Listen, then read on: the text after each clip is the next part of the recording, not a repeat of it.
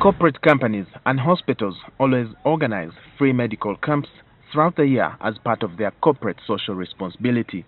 The camps attract hundreds of people who want to use the advantage of accessing medical treatment or checkups at no cost. I want to do the test for breast cancer, cervical cancer, hepatitis B, and I think it's a good opportunity. Reason being, if I'm doing it on my own, it's pretty expensive, but the fact it's for free, I'm really glad. But such medical camps have targets and will only seek to solve a given health problem at a time. So this means not everyone can benefit equally from them. So, apart from waiting for medical camps, how about a possibility of taking one diagnosis test to establish the state of your health? This is also possible using alternative medicine. To understand what alternative medicine is, we visited Dr. Juko Ndaula, a Ugandan medical doctor who qualified in using it. Alternative medicine is a relatively new branch of medicine and medical science, which deals with various alternative medical interventions, okay, and which is generally used in place of the conventional treatment. In a new innovation in Uganda's health system, Dr. Juko is introducing the use of dry DNA as another means of diagnosis. The shortest cut method, the best method that is now present in the world, the future of diagnosis, if you like, is DNA. A wrongly taken diagnosis from a patient can cause more health complications or even prolong the healing process. Wrong diagnosis leads to wrong treatment.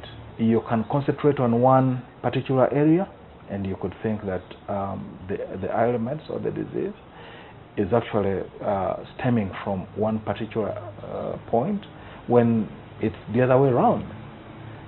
The common sense to that, you know, when you knock your foot, what happens? In the next few hours, actually the pain is not there in the foot, it's somewhere else here.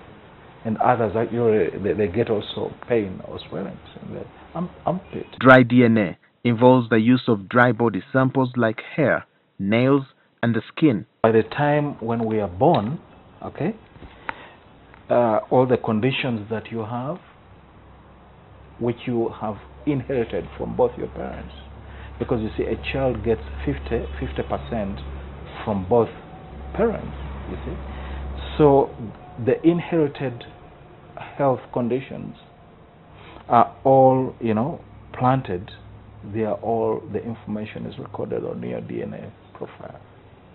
Okay, and then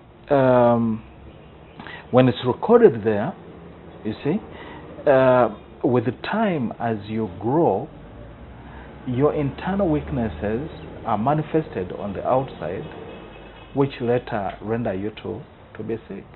The samples are taken to the lab from where they are studied. If those samples are gotten, what we do is we access your cell from those items, okay, and then get into the cell file and then download the information. And then that information gives a clue, you know, very viable clue, fundamental issues, which gives reason as to why you are sick. This kind of alternative medicine is not only new in Uganda, but also on the African continent. Dr. Juko is one of the 2 specialists in Africa that are using dry DNA. The other is said to be in South Africa. Dr. Juko told us that the use of dry body tissue requires careful handling for accurate results. So you must make sure that the samples you have taken are from that person and they're kept well and so on, because if you mix the two, then you get different results. Also, When one has decided to use this kind of alternative, it is advised that one provides their exact samples. What we look out here very well is, especially for the ladies, most of them, they have artificial hair, isn't it? Yeah. So you can take a sample, which actually is of some other, human hair. A number of health problems can be realized after the test. These include stress and depression levels, reasoning capacity of a human being, or how a person reacts to the environment, among others. You can get what we call the genetical health predispositions, okay? The debts, the liabilities which the body is open to or prone to, you can have those. You can also get the probable time when these conditions are likely to manifest in that person according to their genetical makeup. We call that one the age shifts. DNA is commonly known for paternity in developing countries, but Dr. Juko says dry DNA is not associated with this. For this, we are not proving whether this child belongs to this one or not. What we are interested in is to find out what are the genetical diseases this person has. His idea was shared with the health ministry and the government. He says they are now working on a method to incorporate it in the health system to serve all Ugandans. We